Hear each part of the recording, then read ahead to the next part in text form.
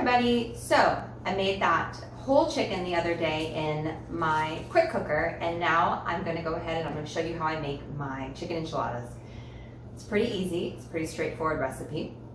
So I already went ahead and I've got all the chicken cut up from the quick cooker. It's about probably half of the chicken, I would say. So I think it's about 4 cups of chicken. You can do it with chicken breast. You can do it with the whole chicken like I did in the quick cooker. Or however, if you just boil your chicken. Next, you're gonna need cheese, sour cream, cream of chicken soup, and chilies. And that is gonna be in the description. The recipe will be in the description along with links for all the items I'm gonna use today. So I personally prefer to shred my own cheese versus buying shredded cheese. They have a lot of additives in bagged cheeses to help keep it from sticking and different things like that. So you buy a block of cheese, and this is my favorite cheese grater. It is our coarse cheese grater, and I'm not using it properly. There is a piece for it that you put your cheese in, and you grate your cheese that way.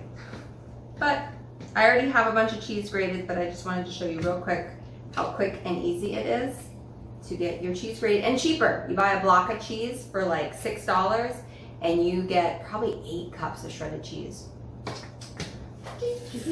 So next you have to add in sour cream. Oh, let's put that cheese in here. Go and shred all this cheese, and then I don't put it in here. My recipe that I usually use calls for a bag of cheese. So what is that? I don't know how much a bag of cheese usually is. 8 ounces? I kind of guesstimate. I like cheese. If you like a lot of cheese, add a lot of cheese. So then next, it's a 16-ounce container of just regular sour cream. You can use fat-free if that's what you prefer. I just prefer regular sour cream. Just gonna scoop that in. Next, can of cream of chicken soup. Oh, and I learned something new about our can opener. So this is one of those pop tops. And we have this little piece here to do it, but I did not realize you can do it all in one motion, so I've actually never done it, so we'll see how it works. But you just scoop it under. Oh my goodness, it works a lot better than what I usually do. Usually I just pop it and then I pull it off. That went a lot smoother. And then we're gonna add that. I don't know if it will fit, nice.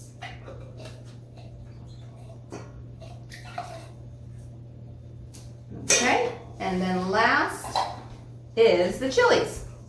This is not a pop top, so I'm just gonna have to use the can opener regularly. So you just set it on, lock it in place, doesn't fall, and then you twist until you feel it slightly give.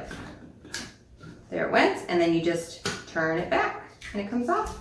Use your little claw man. There you go. If you don't like a lot of chilies, you don't have to use the whole can, but I'm gonna put the whole can, and that's what my recipe calls for. And that's it, you guys. And then you just mix it up.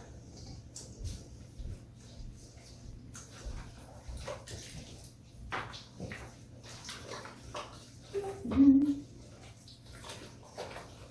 actually gonna add a little more cheese. Once you get everything in there, you can kind of, see it. And you're going to want to make sure you reserve some cheese to put on the top once you get everything made. All right, and there we go. Looks pretty good to me. So I use just, I guess it's probably a taco size tortilla, flour tortilla. You don't need them all stacked up like this. I'm going to separate them.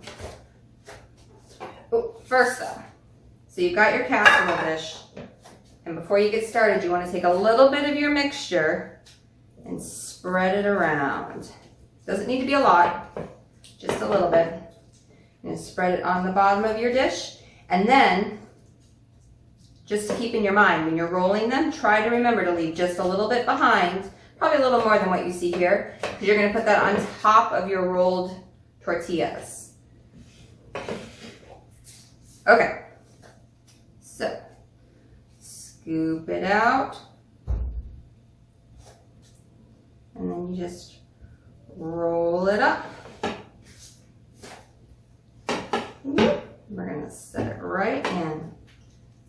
And you just keep working until, I actually scooped way too much there. And just keep rolling and filling your casserole dish. This is one dish, like I said, it's quick and easy to make. And leftovers are really, really yummy. And it's not too expensive of a dish. Don't forget, if you guys enjoy my videos, enjoy my recipes or my demos, please feel free to like and subscribe to my page. And if you have ideas or if there's a recipe you want to see, or if I've ever talked about a recipe and I haven't showed how to do it, let me know. I will happily do a video for you guys.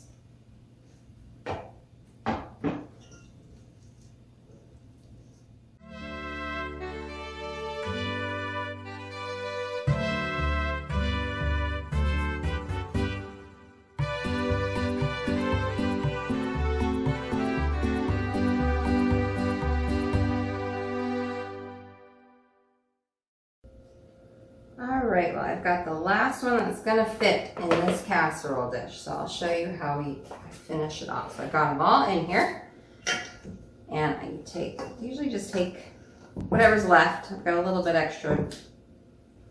You just smear it all around the best you can. Again, it does not have to be like piles of it, just like a little coat on it to cover it. And then top with your cheese. If you like a lot of cheese, put a lot of cheese. If you don't, then just a little bit. And then you're going to cover this with tinfoil.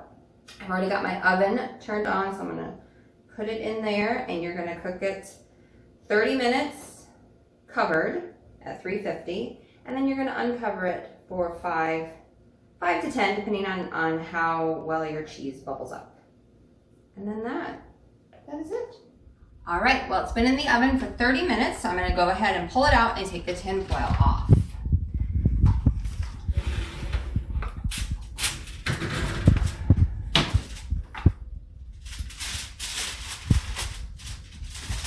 All right, and then we just stick it back in for another 5 to 10. I'm going to set mine for 10, but you can do whichever works for your oven. All right, so the final timer went off. I put mine back in for the last 10 minutes. So now I'm going to take it out and show you what I look for. All right, I like it to be where it looks like the cheese is all melty and it's bubbling up. For me, that is done. If yours isn't like that, you can feel free to put it back in. I usually just do a couple minutes at a time until it gets like this.